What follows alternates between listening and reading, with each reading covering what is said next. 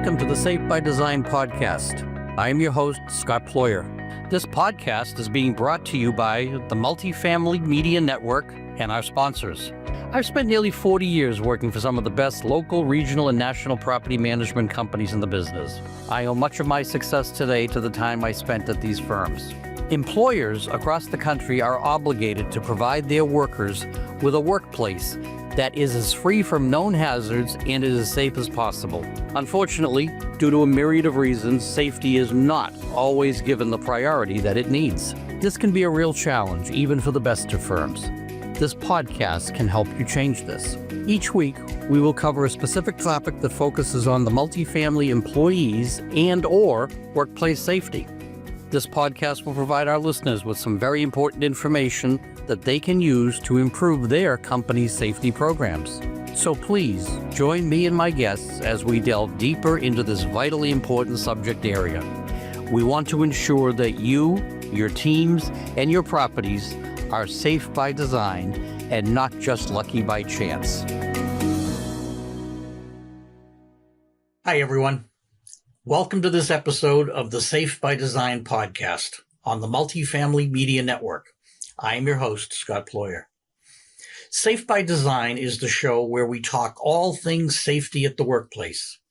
We share relevant information that breaks down oftentimes complex safety topics to help property professionals like yourself stay informed and keep their sites in compliance with workplace safety standards. Earlier this week, an industry colleague asked me to help them gain a better understanding of what is needed to prepare the annual OSHA, Occupational Safety and Health Administration 300A summary report. It was the first time doing this in her new role. Of course, I agreed to help. I also thought that this timely request might also be a good short podcast segment to share with our audience.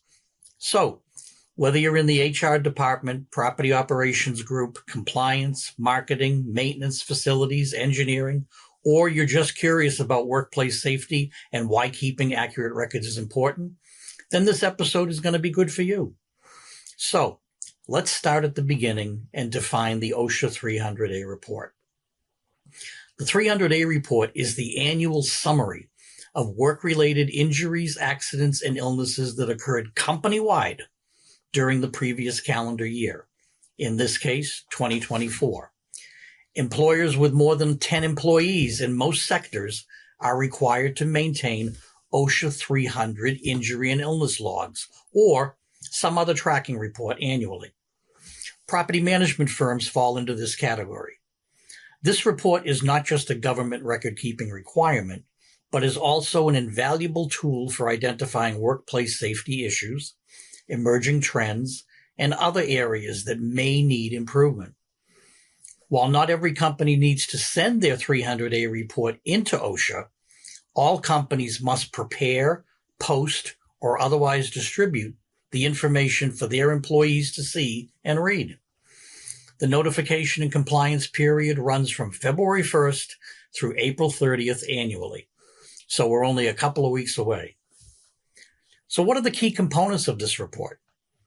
The key elements include the total number of work-related injuries and illnesses that occurred the prior year, the total number of employee days away from work or were placed on restricted duty, the total number of cases resulting in job transfers or job worksite restrictions, the company's information, including its name, business address, its North American Industrial Classification Code number, its average number of employees, and the total number of hours worked by all employees last year.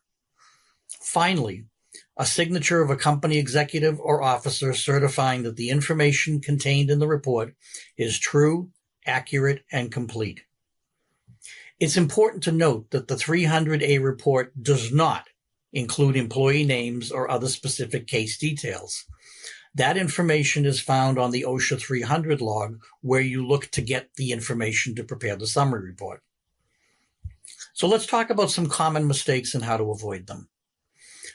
Submitting the form seems pretty straightforward, but common mistakes can lead to issues. It's only one page long, but there are a few pitfalls to watch out for. First and foremost is inaccurate data. You always want to double check your injury and illness records to ensure accurate reporting. You don't want any mistakes in this area. Failure to post.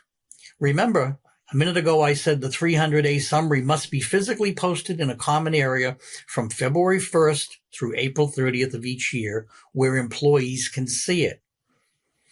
Some companies must file these reports with OSHA. If your company is one of those, you don't want to miss a deadline. Late submissions can result in pretty hefty fines, so if your company does need to send in that report to OSHA, don't procrastinate. To avoid these mistakes, a company typically designates a point person to manage this process. OSHA reporting is key. That person reviews the data thoroughly before posting and/or distributing or submitting the report to OSHA directly. So why is this important? Well, beyond compliance, the 300A report offers insights into your workplace safety culture. And if you've seen either one of my previous podcasts, you know we talked a lot about how to develop that safety-first culture. Tracking and analyzing injury data can help you identify patterns early so that you can make proactive changes. A safer workplace isn't just good for employees, it's good for business too.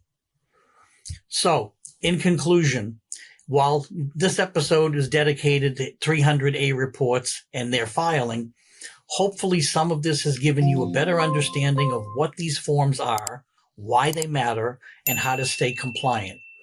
If you found this episode helpful, don't forget to like, subscribe, and share with your colleagues. If you have any questions or suggestions for future topics, please reach out to us at multifamilymedianetwork.com. We would love your feedback. Thanks for tuning in to this episode of Safe by Design today. Until next time, stay safe, stay compliant, and stay well. We look forward to seeing you on our next episode. That's a wrap. I want to thank you for listening to this podcast today. I hope that I have shared some information with you that you can take back and put into practice. If you have any comments or would like to make recommendations for a future episode, please visit www.multifamilymedianetwork.com and let us know. You can also sign up for our newsletter so you know about our other upcoming broadcasts. We also want to thank our sponsors, without whom we could not make these broadcasts available. Please like, follow, and subscribe to this and our other great MMN podcasts on your favorite channel. See you next time. And until then, stay safe.